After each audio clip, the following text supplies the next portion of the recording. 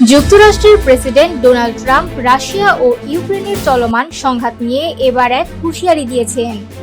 White হাউসে বৃহস্পতিবার অনুষ্ঠিত এক অনুষ্ঠানে তিনি জানান, শুধুমাত্র গত মাসে এই যুদ্ধে প্রায় 25,000 সেনা প্রাণ হারিয়েছেন।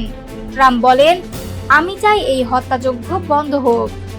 সর্বশেষ গত মাসে 25,000 সেনা মারা গেছে। আমি দেখতে চাই এই হত্যা বন্ধ হয়েছে। এ লক্ষ্যে আমরা কঠোরভাবে কাজ করছি। ট্রাম্পের বক্তব্য অনুযায়ী, যদি এই সংঘাত অব্যাহত থাকে তবে তা কেবল দুই দেশের মধ্যে সীমাবদ্ধ থাকবে না। তিনি সতর্ক করে বলেন, এ ধরনের সংঘাত তৃতীয় বিশ্বযুদ্ধে পরিণত হতে পারে। আমি আগে বলেছি, এমন খেলা সবাই খেলছে, আমরা চাই না এমনটি হোক।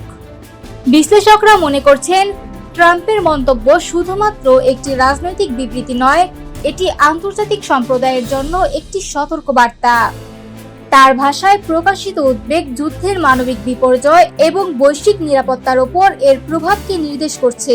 বিশেষজ্ঞরা বলছেন, আন্তর্জাতিক নেতৃত্বকে পরিস্থিতি নিয়ন্ত্রণে আনার জন্য অবিলম্বে কূটনৈতিক পদক্ষেপ গ্রহণ করতে হবে এবং সহনশীল সমাধানের পথ খুঁজে বের করতে হবে।